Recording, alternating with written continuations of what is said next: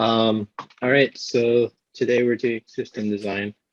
Yeah, and a disclaimer here. I'm so sorry. I am really occupied with my office work, and my kiddo just started a daycare, so he is clingy for the rest of the day with me. So I found it really hard to do my office work itself this week. So I have made no progress on the books. So I'm just going to listen in. Thank you so much. No, I that's see. okay. That's okay. So we are all here together to read or learn together. So it's fine as long as you come here and we are finding it useful. Yeah, I don't think it makes sense for us to say, oh, we didn't read. We're just too busy. But I think like just use this time, right, to learn. So even if we end up just reading the book, it's no problem. Yeah, sounds good. Thank you. Okay. So I think last time we left off around. We have to start somewhere near stateful or stateless tier. We finished a section till CDN. I think we did something till CDN. Yeah. I think we're here. Stateless web tier. Okay. Yeah. So let's see here. I think maybe first off, I'll do the reading, and then you guys can slow me down if you have questions. Because I think Ramya, you do the reading like pretty much on Wednesdays or the other days, so I can kind of switch. Sure, that would be great. Yeah. I read a couple of good references here. So after we do a few pages here, we can probably open up those references, and they were really good. Like different caching techniques and how Facebook scaled using Memcache. Okay. All right, so he says, now it's time to consider scaling the web horizontally. So up till now, I think we were scaling vertically. We have this image here with CDN being the last thing I think we talked about. Basically, horizontal is like instead of like, adding more servers this way, I suppose, or adding more powerful machines, it's like adding more machines this way, like in a horizontal way, I guess. So he says, for this, we need to move the state, right? The instance of a user data, for example, out of the web tier. So state represents kind of like the, in programming, like the machine, like where you are, like with your saved data or like your user data, like the application, like what state it's in, I suppose. So I think he's using the same word here. It says a good practice is to store session data in persistent storage, such as a relational database or NoSQL. Each web server in the cluster can access the state data from databases. This is called a stateless web tier. Stateful and stateless server has some key differences. So there's two terms here, stateful and stateless. Stateful server and stateless server has some key differences. A stateful server remembers client data from one request to the next. A stateless server keeps no state information. So do you know about like the web itself? Like when you're on a website, most pages are read only. But when you move from page to page, you're pushing, some information along to the next page, and that would be considered state 2, right? Like, so sometimes that data gets stored in a relational database outside of the site, like your information about who you are. But sometimes like in the application itself, it may just hold on to that information. So there's two types of architectures. So here's an example of a stateful architecture. User A makes a request to a server, and then it creates session data for that user and a profile image. User B makes another request. User C makes another request, and these are all to different servers, and they have session data for that user. Says user A's session data and profile image are stored in server 1. To authenticate user A, HTTP request must be routed to server 1. If a request is sent to another server like server 2, authentication will fail because server 2 does not contain user A's session data. And then similarly, user B must be routed to server 2, and user C must be sent to server 3. So these machines contain all the state information for one user. And so this would be an example of stateful architecture. The issue here is that the same client must be routed to the same server, obviously. And he says this can be done with sticky sessions in most load balancers. However, there's some overhead. So adding and removing servers is very difficult with this approach. It's also challenging to handle failure. Here is stateless architecture. So kind of like what he was saying before, these clients no longer hold information on their own server. Rather, all of these web servers share the state with a shared database, which makes more sense. That's, I think, what people are mostly used to in this modern time. I don't think, has anybody here worked on any kind of application that keeps all of its information in the same server? There's no database. I don't think so. I feel like that's not very modern. Like, to me, that might be like a video game system instead, right? Because like if you play like an old NES or some kind of like Game Boy or something, yeah, sure, all of this information is stored on that machine. But now everything is sharing storage. So like when you play Pokemon Go or something, that's reaching out to Google's many huge servers. So yeah, all the information is stored there. It may not be a big application, but Mhm. like a application doing the tiny URL thing. I think it can be stateless. It just have to do a bunch of logic to give you that small URL, so it doesn't really have to save anything on the database. Mhm.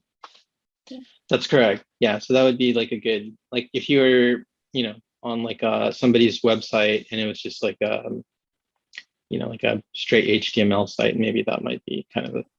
But even then, there's no state being stored there, unless like, oh, okay, so like if you went to somebody's site on the web, right, and then they stored everything in a local storage, then when you clear the cookies in the local storage, your information is gone, right? So your information varies from somebody else's information, and so on. So again, that's not very scalable. It's better to share that state. So state represents, again, like information that you have about yourself and other users. So he says in HTTP requests, users can be sent to any web servers which fetch state from a shared data store. And state data is stored in shared data and kept out of web servers. A stateless system is simpler, more robust, and scalable. Here's an updated design with a stateless web tier. So again, we have the web browser and mobile app making requests. We have the DNS looking up the domain name for the site and translating it to an IP address. The CDN brings in assets like images and JavaScript and CSS files. And those are cached here after the fact for each subsequent request. These make a request to a load balancer algorithm. That load balancer algorithm figures out which IP address to. So actually, in this diagram, they make a request to a DNS. The DNS translates the IP address to a load balancer. The load balancer decides which server to give based on region or load or traffic. And then this auto scales out servers as needed. And then same here, we have replicated databases. And we talked a little bit about like master databases being kind of like the database used for writing, whereas other databases are followers, right? That copy this main database, and these are the ones that these servers read from. So write operations go to the master, read operations go to the followers.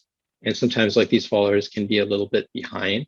So there's a little bit of a waiting period. So there are some tricks that people do with the websites. So you may fetch from master until later requests fetch from follower when the follower is updated. So, and then we have caching as well. And then there are other types of databases too, like NoSQL. Does this diagram make pretty good sense? The shared state is typically here NoSQL, right? If you look at figure 113 and 114, the representation of shared storage is here typically NoSQL. So in real life systems, are these user sessions typically stored in a NoSQL database? I think it can be any kind of database. I think so too. It will depend on the access patterns and the user data pattern. Right.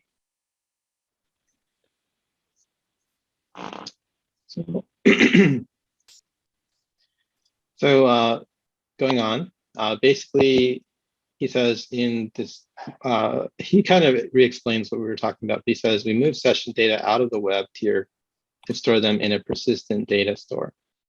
So that's really the point, moving session data out of the web and saving them elsewhere. Shared data could be in a relational database, meme cache, Redis, NoSQL. NoSQL is chosen because it's easy to scale. So that's the answer to your question, Rohit. Auto scaling means adding more servers automatically based off the traffic load. So if there's more traffic incoming, then these will scale, right? I think Karthik's on the call, so he can also vouch for that. I think that's your job, right? So sorry, what was that again? Hey, good to hear you. Yeah, what did you say? Sorry, I just missed it. Yeah. Oh no, I was just saying this is your area of expertise, auto scaling and AWS. I mean, yeah, sort of. There's no defined area of expertise. Like I just do more breadth than depth. Having said that, like user sessions used to be stored in databases maybe a decade ago, not anymore. You have dedicated OpenID servers and everything, right? Whole authentication authorization get offloaded there. So is the user sessions as well, right? Because think of it, the JWT tokens, all the OpenID protocols that have come, which does like complete SSO capabilities. Or back then, like you used to have federated SSOs, like Active ID and stuff. This is like even precursor to those kinds of technologies, right? Like storing user sessions in database. No more in real applications we practice this because you have dedicated servers doing that, right? Authentication authorization. The previous thing also on the website, like you mentioned, the whole HTML, CSS, JS, everything would be stored in CDN. Images, everything, right? In today's world, like think of it like a SPA application, like React, Vue, Angular, Svelte, or whatever you name it, right? Babel, everything. So everything can compresses and it just like minifies the whole JS, right? Transpilers. So everything can get shoved into CDN. The only thing the DNS queries are going to get pinged is, of course, the first time when the DNS is looked up for the website, it's going to go there because you're going to host that in one of the storage mechanism and then attach the CDN to it, right? It's going to bring all the capabilities and store your HTML, all these assets, right? This is static assets. HTML, CSS, JS, everything at edge, at Right. geolocations. And then any action that you do, which requires data access, it's gonna go call your load balancer at that point. Now, again, the domain would be different there. Let's say your website is app.vijay.com, and most likely you will front end your whole API DNS as api.vijay.com. You segregate the front end and the back end. So it'll go to a totally different DNS structure that'll be linked to your load balancer, which will distribute to the respective web servers, right? Yes, exactly. Yeah. I think these diagrams, just kind of going to your point, are a little bit old for starting out, but I guess it helps to simplify maybe for people who've never seen this before. Yeah, no, it gives the concept, right? Like rather than getting too much into details, if you get too much into details, sometimes it just confuses everything, right? Yeah, of course. It's just trying to abstract and give relevant information. Right. I think OpenID is definitely a newer technology and something to make a point about later. And to your point about HTML, CSS, and SPAs. So we'll get there. I think like whenever Alex wants to in this book. By the way, just Karthik, it's been a while, so giving you like kind of a quick rundown here. We are now switching to a model of first off, meeting Monday and Wednesday, because I think some people have conflicts on Friday. So I'll update that. And then number two, we're also we're reading that designing intensive data applications book on the Monday. And then we're reading Alex Shu's book. And this was a suggestion from Amelia because we wanted to also practice more system design questions. So that's based on her feedback. So we started this book as well. So this is. Yeah, absolutely. Thanks for letting me know. Yeah. Mm-hmm. So just that's kind of like the plan we're going with at the moment. If anybody else has anything to add, just feel free to let Karthik know.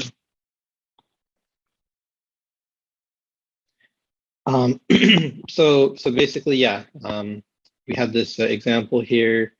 So we talked about auto scaling, and then the website is basically meant to just kind of scale based on traffic, right? So the more traffic your your web presence has, the more machines you probably need to keep up with that traffic. Otherwise, your user experience will degrade. So then the next section here is about data centers. So it says figure 115 is an example setup with two data centers. In a normal operation, users are GeoDNS routed, also known as geo-routed, to the closest data center, with split traffic of X% in US East and 100 minus X% in US West. So GeoDNS is a DNS service that allows domain names to be resolved to IP addresses based on location of a user. So if this was Netflix, here's a person coming to visit Netflix's site, the load balancer goes and geo-routes them to the appropriate region where their web servers can show them regional content. This would be a separate region. But you can see that they're sharing, and I guess he represents the shared state data here in another NoSQL format, right? So in your mind, if you're questioning this, maybe just kind of take note of these diagrams. In the event of any significant data center outage, we direct all traffic to a healthy data center. So if this region goes down right here, then traffic goes here to US East. And that might happen if there are like natural disasters, right? Like in that region, earthquakes, volcanoes erupt, I don't know. So here you can see that this data center is offline, 100% of traffic went to US East. Several technical challenges must be resolved to achieve multi-data center setup. You first have to have traffic redirection. And what that is essentially effective tools are needed to direct traffic to the correct data center. GeoDNS can be used to direct traffic to the nearest data center depending on where the user is located. Data synchronization is another technical challenge. Users from different regions could use different local databases or caches. In failover cases, traffic may be routed to a data center where data is unavailable. So a common strategy here is replicating data across multiple data centers. Here he talks about a study that Netflix did where they implement asynchronous multi-data center replication. So that's in shared resource 11. You can look at that later. I'll put a bookmark here. Then the other challenge is test and deployment. With a multi-data center setup, it is important to test your website at different locations. Automated deployment tools are vital to keeping services consistent throughout all the data centers. To further scale our system, we need to decouple different components of the system so they can be scaled independently. A messaging queue is a key strategy employed by many real-world distributed systems to solve this problem.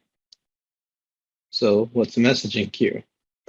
A messaging queue is a durable component stored in memory that supports asynchronous communication.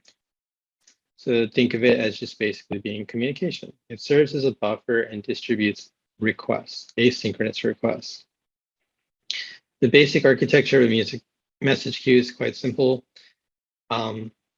Input, basically called producers, publishers, create a message, and then send them to a message queue. So you can see here, here's a producer making a message. It publishes. You can think of this queue as kind of like, you know, I guess like a conveyor belt, and it's carrying messages. And then other services or other servers are called subscribers, and they connect to the queue and they perform actions based on the messages. So as the stuff rolls off the conveyor, the consumer is aware of that and then does stuff based on those actions. And Karthik writes in the chat, active nature or human, insurance against natural disaster or any human-related destruction. I don't want to derail myself a little bit here, but like I was just always curious, like why Amazon started the whole geo regional stuff, or maybe it wasn't Amazon, but like if you, I remember like listening to somebody from Amazon talk a little bit about like how they're always asking about what do you do about failure with this or this, right? Like it's part of like their interviews. Like, what if this fails? What's your plan? What if this fails? What's your plan? You know, so if a server fails, what's your plan? If a geo region fails, what's your plan? And so I was thinking like, and maybe Karthik, you can speak to this, I don't know, like, but it feels like a lot of their tests are like around like simulating failures, like, and some of it reminds me of Star Trek. So like, is there a big Star Trek culture inside Amazon? There is. Okay. Nerds, everybody, there are like a lot of nerds, right? There's Star Trek culture. There is this like whole Star Wars culture. A lot, right? Like a lot. But going back to your question. Mm-hmm. Oh, hang on, Karthik. I think you broke up for a second. Could you repeat yourself? No, part of the system design question is to build a system which withstands all these, right? So failures, right? Under successful condition, things will work just okay. Think of like, Prime just now, 2 days back. Right. They're like close to like, so this is a number that I got internally. they were close to over 100 billion transactions a day. So you can imagine what these engineers must have done behind. So it's crazy, right? So, and you can't have these things go down. So they build, redundancies in every layer. It's not just one redundancy, multiple redundancies across region, across, geos, even across data centers. So there are different strategies they apply. Let's say the whole rack goes down, then switchover happens to the other rack within the data center. If one data center goes down for whatever reason, right? It could be even a simple thing as rat goes and bites up some of the networking, important networking wires and fibers, and transactions goes down and stuff. So things switch out. They plan a lot, and of course they test a lot. Most of the time is done for not just Amazon. I think everybody does. Like, in fact, there is an open source tool from Netflix called Chaos Monkey. So that is built to purposefully bring down systems, components of your system in production when it's live, to make sure your system is able to withstand the whole thing, right? Basically being fault tolerant. If you go back to the first chapter in the DDIA book, we talk about high availability, we talk about fault tolerance, and these two things are important, very much needed when you talk about scalability, right? These three work in tandem. Always high availability does not mean your system is fault tolerant. High availability means it's able to handle the load, but fault tolerant is, being able to handle in spite of the failure, right? Being able to operate in spite of the failure. That's what they strive to build a system for in Amazon.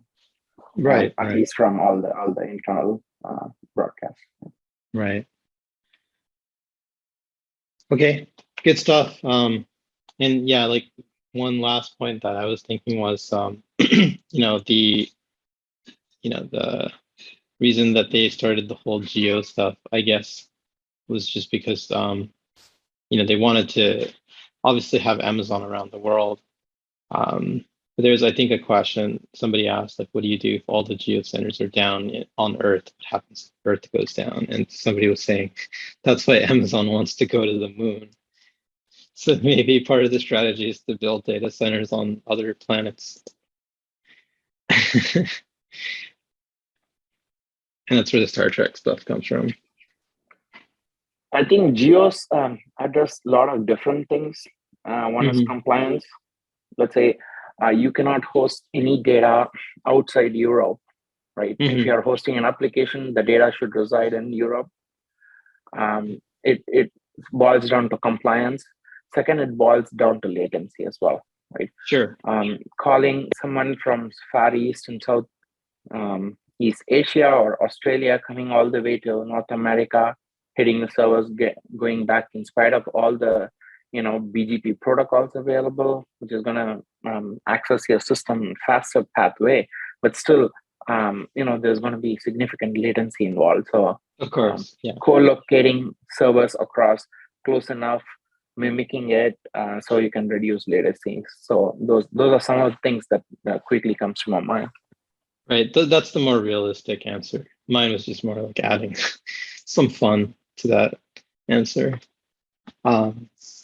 There's different regions that have different preferred settings, and there's customer contracts and stuff like that cause for that geo splitting. So okay, great. So coming back here, I guess decoupling makes the message queue a preferred architecture for building scalable and reliable applications.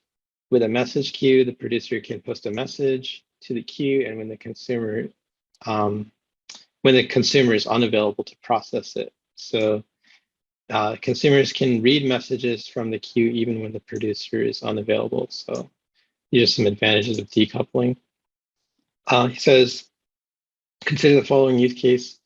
If your application supports photo customization, including cropping, sharpening, blurring, those tasks take a lot of time to complete.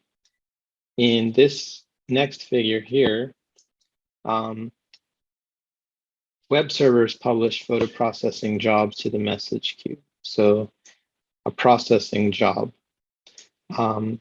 The photo processing worker picks up the job from the message queue and asynchronously perform customization tasks to the photos.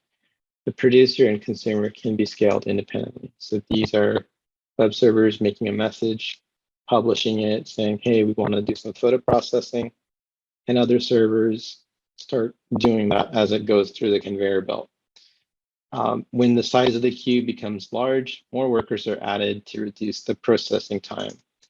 If the queue is empty most of the time, the number of the workers can be reduced. So this is messaging queues. When working, the next section is about logging, metrics, and automation. And by the way, this is another example of horizontal scaling.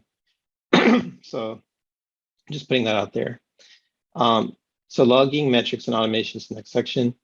When working with a small website that runs on a few servers, logging, metrics, and automation and support are good practices, but not a necessarily necessity.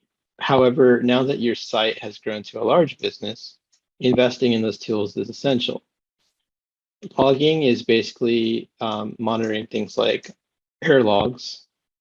And that's important because you want to always know about errors and problems in your system. You can monitor error logs per server level and aggregate them to a centralized service for easy search and viewing. The next part is metrics. So metrics are collecting different types of information, essentially, for business needs to understand things like the status of your site and the health. Some of the following metrics are useful. Host level metrics, so like computers, servers, CPUs, memories, disks. Aggregated level metrics, so putting information together and giving a summary like of the entire database, the tier, the cache tier. Key business metrics, daily active users, revenue, retention. And then automation. Automation is when a system gets big and complex, we need to move that to a smarter system. So we need automation tools to improve productivity. So continuous integration is good practice. And that is just basically where every time code is checked in, right, programming code for maybe the system, it gets verified through automation and then allows teams to detect, any issues with that code early. Then you can also automate your builds, your tests, deploys, all of this, so it can be routed together with continuous integration. So logging, automation, and metrics. And these are, I think these ideas are good for message queues. So here, let's see here. Maybe we can make this a little bit bigger. I'll go ahead and switch this to single column view for now. So figure 19 shows the updated design. Only one data center is shown in the figure for space reasons. The design includes a message queue, which helps make the system more loosely coupled and failure resistant. Logging, monitoring, metrics, and automation tools are included. So here we have this web browser and mobile app. Same idea, looking up a domain name. The domain name goes to the load balancer. The load balancer goes to a geographic region with web servers that are pushing tasks on a conveyor belt message queue to workers. And these web servers are all sharing state information with a database, NoSQL database that can shard and scale, as well as other databases local to that particular application and region. And then there's also caching. And then here, the last part is the logging, metrics, monitoring, and automation. So this is for this particular region. As the data grows every day, your database gets more overloaded. So if your database is getting overloaded, then it's time to scale that data tier. So any questions up to this part on anything we talked about, or any discussions? Does this make anyone remember things that they've done in their own career? In my recent project, we were doing workflow engine, executing machine learning tasks, and it goes through an invalidation queue. And from the queue, it goes through a lot of workers which are available to pick up the machine learning training job and execute them. It's pretty similar to what's there in real life applications also. That's really cool. So you're basically doing exactly what this diagram is talking about, isn't it? Yeah, the queue and the worker execution and managing the tasks going into the queue. So those are mainly ML tasks? Yeah, they are all ML training jobs or processing jobs. That's pretty cool. Okay. Anyone want to add anything else? Yeah, we have other two use cases, non-ML, like any async processing that we need to do, like a user deletion. You might be familiar with this European GDPR. I remember. Program. Yeah. So when a customer deletes an account or anything, we have to clean up all the resources that they have created. And there is an SLA like for days, I think 30 days, or like, it depends on who, like which service commits to how many days, but in general, so it is not something that needs to be done at a like API level of latency. So yeah, we do async job for such things too. That's really cool. You guys are doing it. Okay. So let's go on to the next section here. I think we still have time. So the next part is about database scaling. So there are two types of database scaling: vertical scaling and horizontal scaling. Vertical scaling is known as scaling up, and that's by scaling the power to an existing machine, CPU, RAM, disk, etc. So just make a highlight here. There are some powerful database servers. According to Amazon Relational Database Service, RDS, you can get a database server with 24 terabytes of RAM. So that's a pretty super machine. This kind of database server could store and handle lots of data. For example, StackOverflow.com in 2013 had over 10 million monthly unique visitors, but it only had one master database. And vertical scaling comes with some serious drawbacks, as you can tell, right? Like, so just one master database. You can add more CPU RAM to your database server, but there are hardware limits. If you have a large user base, a single server is not going to be enough. Greater risk of single point is failure. So you can see that also trying to scale more with vertical scaling can become expensive and prohibitive for people who are in that business. So you can see here in a diagram how this machine is getting bigger and bigger and bigger and more expensive. Horizontal scaling is known as sharding, or also known as sharding, is the practice of adding more servers as opposed to more CPU or disk, more power. So you can see here, each of these are meant to kind of split the big tasks that come to this machine and handle them over more machines. Sharding separates large databases into smaller, more easily managed parts called shards. Each shard shares the same schema. The actual data on each shard is unique to the shard. Figure 121 right here shows an example of sharded databases. User data is allocated to the database server based on user IDs. So right here, you can see that here's user ID, and then they have this algorithm here. user ID mod 4, depending on what that result is, gets the user lookup for one of these databases. Anytime you access data, a hash function is used to find the corresponding shard. In our example, right, user mod 4 is used as the hash function, right? And so the hash function will find it's pretty much similar to like a hash in an array. If the result equals 0, then we'll put index 0, shard 0 to store and fetch data. If the result equals 1, then we'll go to shard 1 and so on.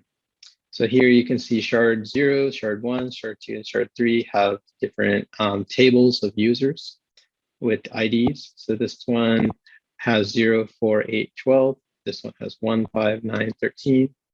This one has 2, 6, 10, 14. This one has 3, 7, 11, 15. This is just an example. Maybe there may be other ways that data is sharded. But the most important factor here is to consider the choice of sharding keys. A sharding key is pretty much known as a partition key. Consists of one or more columns that determine how the data gets distributed.